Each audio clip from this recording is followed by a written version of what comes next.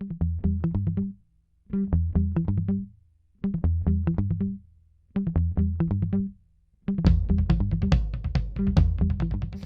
and welcome to Author Hour. I'm your host Richard Lyntton, author of North Korea Deception and Hyde Park Deception, and coming soon, Leningrad Deception, now available on Kindle Vella. Today I would like to welcome local author Colonel David Kelly. David is a retired Marine Corps Lieutenant Colonel who served for 30 years total on active service and in the reserves. He also taught high school social studies for the Archdiocese of Philadelphia in his 41-year career.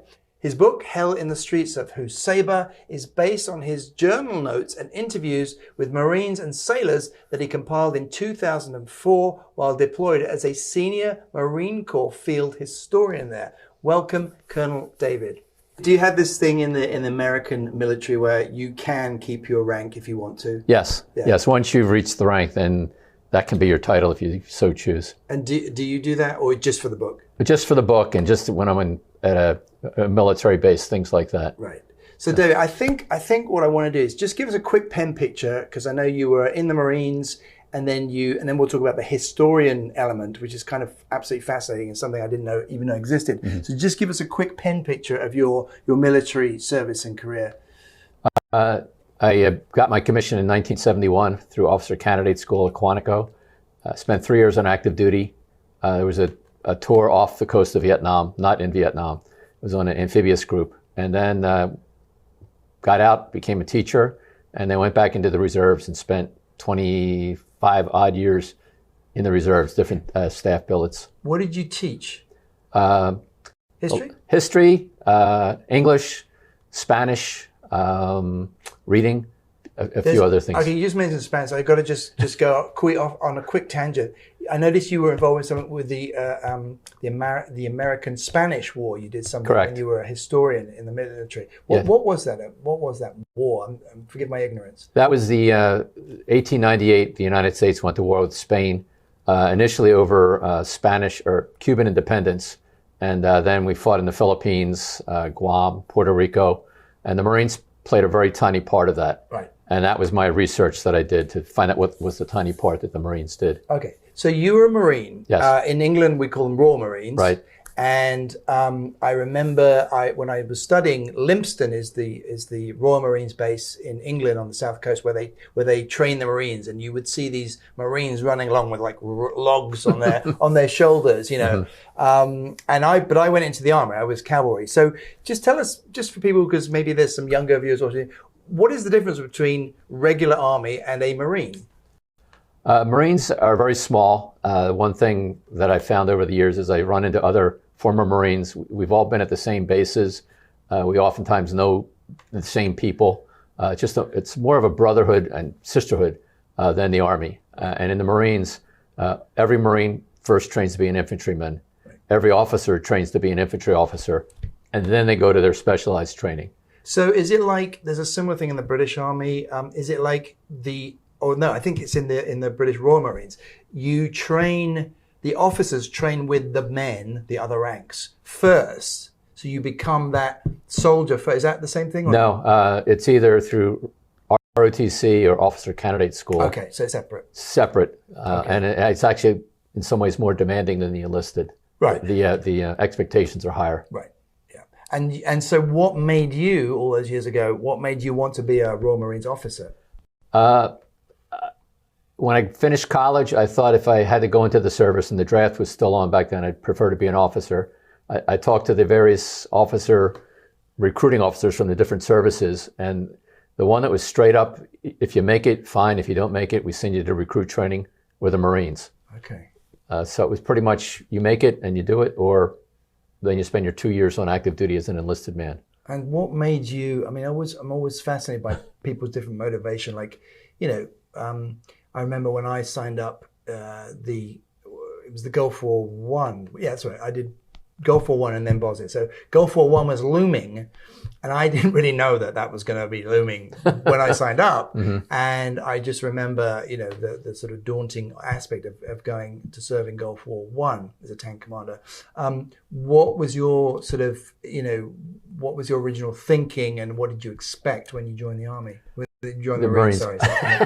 I noticed, you noticed the way he jumped in and just corrected me right in that. Point taken. I thought if I was going to do it, I was going to do it straight up and just give it a shot, do the best I could, and hopefully make it through. It's hard to say. Some of my friends had gone through the training while they were in college. They encouraged me. So you did the ROTC thing? No, I did it. The Marines have a program called Platoon Leaders Course, which is a summer course. I did the course, which was after graduation, which was Officer Candidate School. Right. And then I received my commission after that. Do you, is there anything you regret about doing that? Do you wish you'd done something else? Or do you always, to this day, are you glad that you did it? I was talking to my wife recently, and I said my officer commissioning was a bigger deal than any graduation that I'd been through high school or college. I said it was more pride. And I guess because it was such a small group of people that could do it. Mm-hmm. So that I felt that was something that was, I always look back on it and think I'm glad I did it like that. Tell me, before we go on, I am curious about your thoughts on the war in Ukraine. I served, as some folks will know, I served in Bosnia and saw the sort of carnage of daily shelling in Bosnia. But unfortunately, I have to say, even Bosnia was sort of, Ukraine is Bosnia on steroids times 100 or 1,000. I mean, mm-hmm. The death and destruction that we are seeing is extraordinary. I'm just curious, and I never thought we would see that, in Europe, like, ever, in the middle of Europe. I'm just curious, can you share any thoughts, just pure raw impressions of what you see and this war in Ukraine? Just from what I've seen, it just seems horrific. And the bombing that the Russians are doing on civilian targets, just from all my training, and when I was in Iraq, what the Marines were doing, they're very careful to make sure military targets, you were attacking enemy, not just randomly blowing up things. And it seems like what's happening in Ukraine is just randomly blowing up things just to create terror. I mean, it is as bad, I think, as sort of Nazi Germany. Like it's just pure and utter carnage every day. Do you think we should be doing more? It's hard to say. Yeah, we're doing a lot, I think. I don't know what more we can do besides getting directly involved. Yeah. I mean, I don't know whether I would call it a proxy war, but I guess it is kind of, because we're giving weapons. But anyway, let's talk about this thing that you were. You were a military historian. Correct. And this incredible book that you've written, Hell in the Streets of Husaybah. So tell us how that came about, because I know you sort of came back into the re-enlisted kind of thing, but you were in charge of the whole history department first in the Marines. So tell us about what you did first, and then how they got you back to actually go into active service in.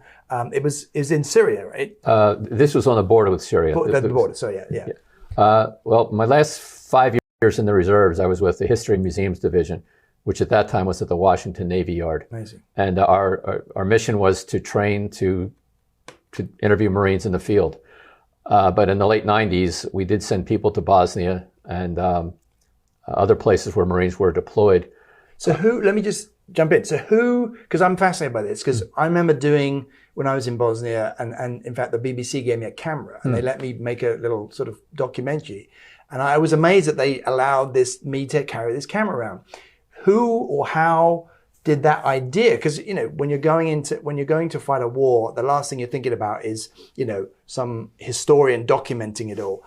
Do you know who or why or how that all came about? I think it came about during Vietnam, and Marines deployed some officers to Vietnam, and they did tape recordings of Marines in the field. And so way back then. Way back then, and then it kind of fell off a little bit. And in Desert Storm, they deployed several more Marine. They were all reservists that did this. Yeah. A lot of them had PhDs, history professors, civilian employees for different departments. But they were all Marine officers who had gone through regular Marine training, and then late in their careers, they were called in as field historians. Right. And I wasn't there to write history. I was there just to record Marines in the field. First-hand accounts. But what was it you did? Were you at Quantico? Washington Navy Sorry, Yard. Washington. Okay. Yeah, well, we would train to do that. I also, each member of the department, the field history unit, there were about 12 of us, would take on a research project. Mine happened to be the Spanish-American War. Wow. There were others who did explosions in Mount Pinatubo in the Philippines. Some went to Bosnia, and so we had a combination of doing research on old events and then doing current things. And I think the thinking was, I know for me, when I did the Spanish-American War research, I kept thinking, I wish I had more information. I wish somebody had talked with these people. I wish somebody had taken their accounts. So when I was deployed, that was always in the front of my mind, that I'm going to ask these things and I'm going to write them down and I'm going to explain it so that somebody 25 years from now will know what they're talking about. As you know, the military terms constantly change. Yeah. Even when I was there, I had only been out of the reserves for 4 years. There were terms that they were using that I had no idea what they were talking about, and I had to look them up. Right. So when I wrote it, I tried to make it that this would be understandable by somebody in the future. Yeah. So just to be super clear, this was 2004, right? Correct. This was kind of your turn to go back in the field. So were you worried? Were you scared? Did you have any extra training? Because by this time you've been out of the military for many 4 years. Yes. Okay. No, I felt, I think, exactly the way a lot of the Marines that I interviewed felt, was that I had trained to do this for years, and now I was actually going to do it. And it wasn't training, it was the real thing. Right. My family wasn't too happy about it, but my daughters talked to my wife and they said, this is what Dad wants to do. This is something that he... But you weren't going into combat. Not direct combat. You were going into a combat zone. Correct. To do your military historian thing. Yes. You had a weapon, presumably, did you? Yes. So you had a weapon, so you could definitely protect yourself or even fight if necessary. Mm-hmm. But you weren't going again like to fight. I wasn't frontline. Fascinating that there's this role. You know, I guess it's like being the journalist being embedded with you know, with the military kind of thing. But I just, until I read your book, until recently, I just didn't realize that. Do the regular army have a similar position? I don't know. I really don't know if they do. I mean, anyway. So there you are. You're the official military historian, and you're going into the combat zones. So tell us how it was in reality, from how you perhaps expected it would be. It pretty much was what I expected. I told my family I'd be at a headquarters and people would come to talk to me, but in reality, I knew that I'd have to go out and talk to the Marines because I wasn't embedded with any battalion or regiment. I had to make arrangements on my own to get out to the different units throughout Iraq. So it was the mindset was this is what I wanted to do. And when I first got off the plane in Baghdad, I looked around and I said, I feel like I'm in a movie. Right. It's so real and it's happening. Wow. So, and again, just so everyone's clear. So what this is a account. Well, you tell us exactly, because it's not a non-fiction book. This is a series of interviews, first-hand, raw interviews. Just explain to us so everyone's clear what this is, what your book is. Yeah, I would meet with Marines. Before I'd go to a unit, I'd contact the commanders by email. They knew what my job was, because the year before, the field historians had been deployed with various units and attached to them. Okay. I wasn't attached to any unit. I was myself and the major working with me. We had a free hand where we wanted to go. Fantastic. And so we would contact the unit, say we're coming out, we're going to try to get there around this time. We'd like to meet with some people of yours who are significant. And even though I knew of significant events, I didn't go investigating them. I would go to the units, and the commanders would send them to me. Yeah. So there was. So what? You're in a little tent somewhere? No, it would be wherever we could. It was porta cabin, or not even. It could be anywhere. Some of the interviews in Husaybah were at Camp Husaybah, which later became known as Camp Gannon, right on the border with Syria. And it was just a cement block building. It looked like it had been a warehouse. Right. And I did the interviews sitting on a cot with the Marines opposite me on the cot. And then the next day I was back at a former train station in what looked like a train station depot room doing an interview there. Sometimes the interviews would be outside of a tent. So it was wherever I could meet with them. We sat down and did the interviews. And how did you do it? With a recorder? Yeah, there was a digital voice recorder. and that was new to me. The last time I'd done it, only 4 years prior, we used the tape recorders, cassette recorders. And so was that like Army issue, or did you choose? it was military issue, Marine issue, and digital cameras, which again were new to me in 2004. Oh, you did video too? No, we did a still picture. Okay. I wish we had the video camera, because there was oftentimes when they'd be Marines would be pointing to a map and explaining something, and you lose that. But on the other side of that, sometimes I was in an area that was there was a secret classification for the map, and I couldn't take a picture of that, so I had to leave that alone. So it was voice recording and a digital photograph of each Marine. So I'm assuming that folks warmed to you more than they would, say, a regular journalist. Tell us how people responded to you in general. Very well. It was, I think part of it is, I was a lieutenant colonel, which was a higher rank than most of them were used to talking to. But I'm a civilian high school teacher. So I was kind of soft when I would meet them and kind of get them to open up rather than, sit at attention and address me as this and that.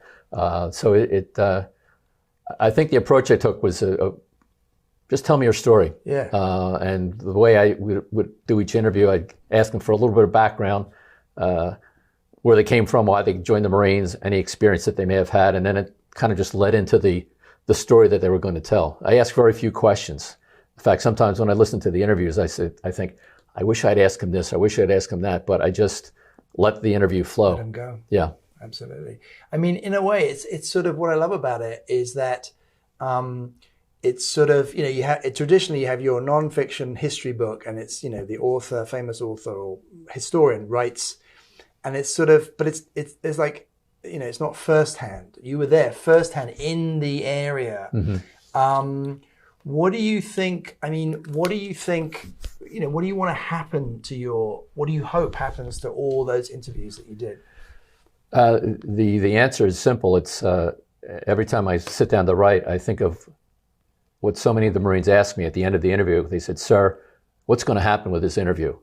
And my stock answer was, "Well, it will go into the files at Quantico, and in the future, researchers will be able to use this." But then over the years, I found that researchers weren't using my interviews. Right. When this book came out, about a month after it came out, I got an email from one of the Marines that I interviewed, and in the email he said, "Sir, I want to thank you so much for telling my story." And that's what I want to keep doing, get these stories out. Tell us about the Corporal Dunham? Jason Allen Sanders. That story where the soldier literally dove on a grenade. Correct. And then he basically saved Corporal Sanders' life, right? Correct. So he told you that. So I just want to go into this one story. I mean, there's lots of stories like this, but that's just one of the. I mean, it's extraordinary that the courage and the bravery and the craziness. I as an ex-military guy myself, and I was only a tank commander, so I wasn't like close combat fighting, urban areas like these guys, but the extraordinary sort of skill and talent and bravery. Just tell me about that one experience. I mean, did you understand, like, why was the do you remember? I'm sorry, the guy who died, the corporal who died was called Dunham, and he was honored posthumously, wasn't he? Correct. So what happened? Why was he originally, like, because you said he got him to the ground, the guy. So there he is. They're at a checkpoint, presumably. Yes, the vehicle checkpoint. Tell us about that one episode, just to give people a flavor of what's in the book. Yeah, I was interviewing Corporal Sanders, and he was a radio operator, and he was with a squad that were in Humvees. And while fighting was going on in the city, this was in the outskirts of the city, they set up a vehicle checkpoint, which was to stop vehicles, search them, make sure that there weren't people bringing weapons in or fighters into the city. And at this one particular checkpoint, Corporal Dunham was in charge of the checkpoint. He was in charge of a squad of Marines, which was about 11 or 12 Marines. And they'd set up the checkpoint, they stopped the vehicle, they got this guy out of this car, and then he started struggling. The man from the car started struggling with Corporal Dunham. And as they were struggling, according to Sanders' account, someone said, "He's got a grenade. I see a grenade." And a grenade fell on the ground, and the pin had been pulled. And Dunham took his helmet off, put the helmet on the grenade, laid on top of that as the grenade exploded. And there were at least 2 Marines very close by. Sanders was there. And Sanders said he spoke with Dunham. He was still breathing, he was still alive, but he wasn't responding. And they had the Navy corpsmen come in and medevac Dunham. The Sanders said that everybody was stunned for a moment with the grenade exploding, and the insurgent who had tried to throw the grenade started running off, and Sanders shot him as he ran away. Shot and killed him. Yes. Yeah. I'm trying to write this down, and I'm trying to absorb it while he's telling me this story. And then later on, I talked to another a first sergeant who talked about Corporal Dunham and what a good Marine he was, and how his squad looked up to him. And the night before that particular incident, he was up most of the night writing up his plan for what the squad was going to do that next day, organizing everything. And people oftentimes, as a military guy, you see these movies and you think, oh, they just jump into action, they do these things. They've rehearsed these things 1,000 times. It's not automatic, rehearsed walking along a road, rehearsed moving into a building. Yeah. Just talk a bit. Please go on. That's fascinating too. So again, like you say in the movies, just and again, any details you can think of, you can go back to that checkpoint thing. But so what you're saying is that, you're not just in a base and you're not just standing there ready for the enemy to come.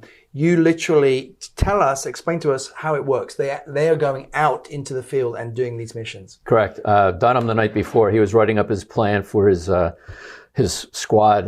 They do a 5-paragraph order, which explains everything that could possibly happen. All the details, where they're going to go, what happens if there's an attack from the right, from the left, what happens if there's an IED explosion, what happens if they encounter an enemy squad, how they're going to call in an airstrike or a mortar strike or things like that. Even when we left the railroad station to go out to the town of Husaybah, there was a corporal in charge of the convoy, and I was going to ride on the convoy. I'm a lieutenant colonel. The battalion commander was going to ride in the convoy. He's a lieutenant colonel. The corporal was in charge of the convoy. And the corporal briefed everyone in the convoy. Here's our radio frequencies. Here's what's the immediate action if we take contact right, contact left. Here's what happens if we hit an IED. Here's what happens if I get hit. Here's the alternate radio frequencies. And that was just for what I guess would be considered a routine ride from the railroad station to the town, a 25-minute ride. And any time I went anywhere, it was like that. It was very professional. It was never this off the cuff. Now, in actual combat, sometimes it would seem to be off the cuff, but again, they had practiced this. They trained for months before they deployed to Iraq. And even a lot of the Marines that I talked to had been in Iraq the year before in close combat. And so the veterans helped to train the rookies, the new guys. Those corporals that we're talking about, they're like what? It could be 23, 24. 19 or 20. Right. Wow.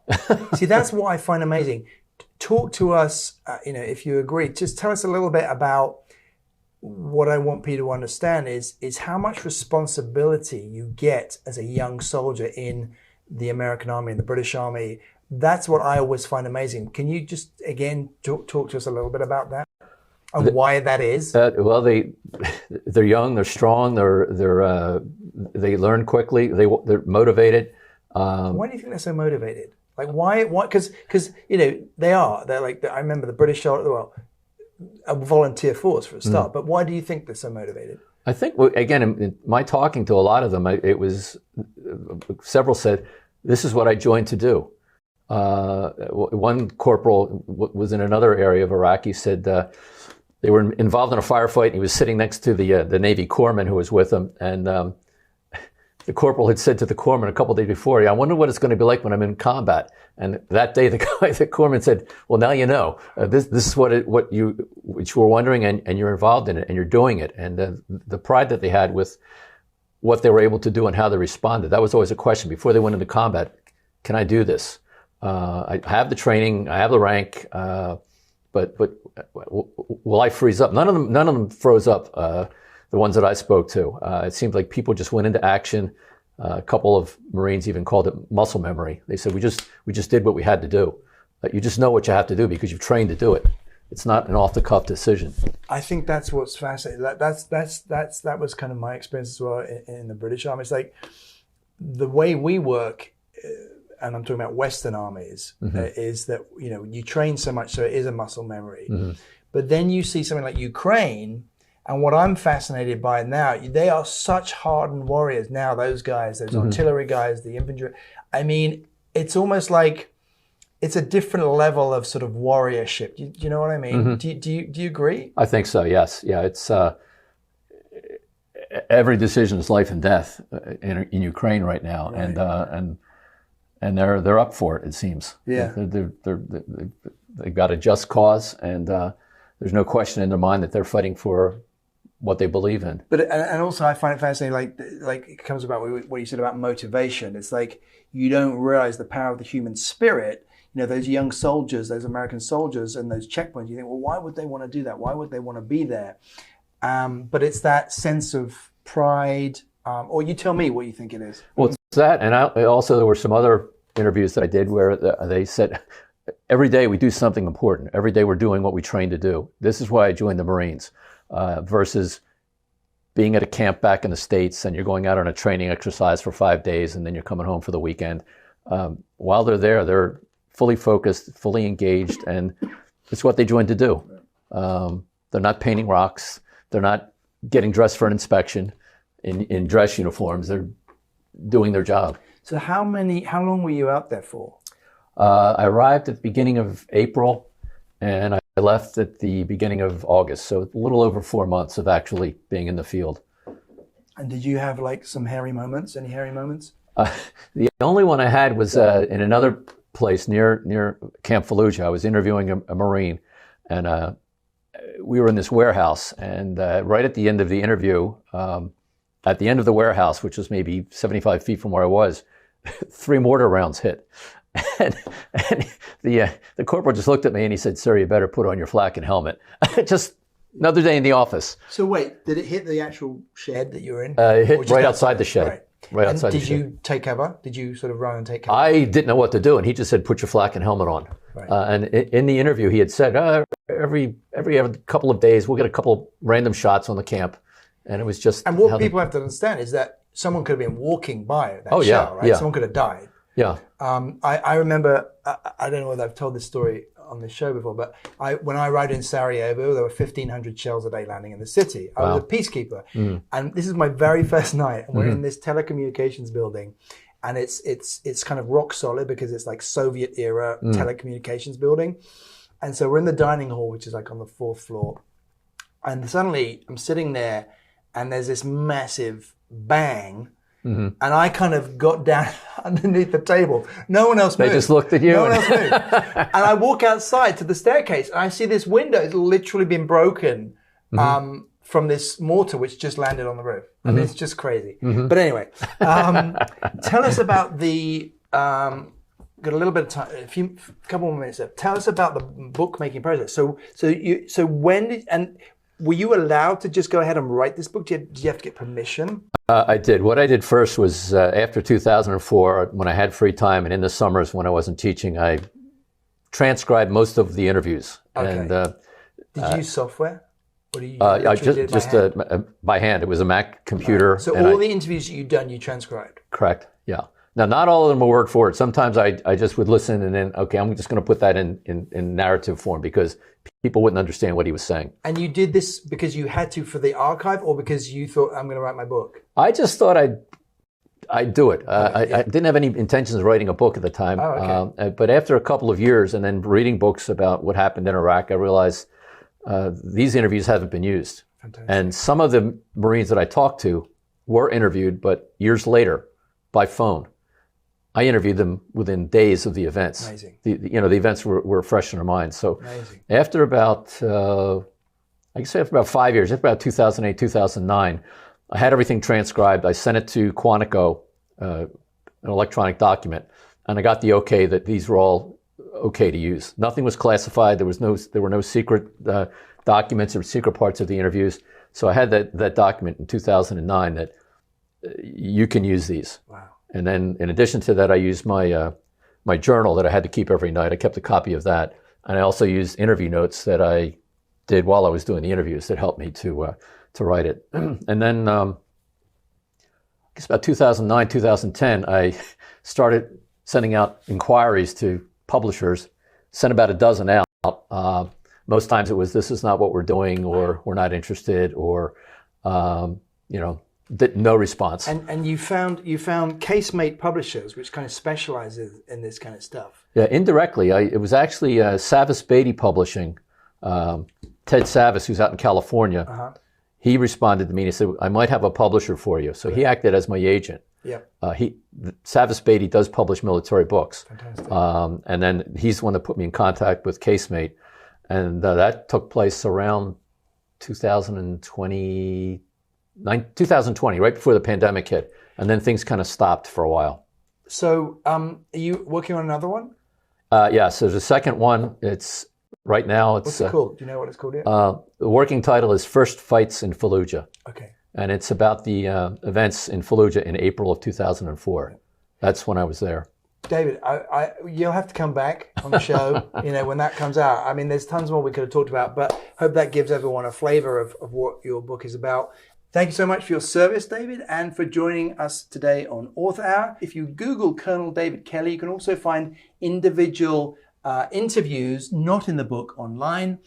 Finally, and in honor of the Queen Elizabeth, the life of Queen Elizabeth II, please enjoy this non-fiction royal and local history series, which is a similar thing written by my aunt about my great aunt who traveled the world on royal tours under two Queen Elizabeths from cottage to palace. Is book 1 in the Worcestershire and Malvern history series. Cheerio, see you next time.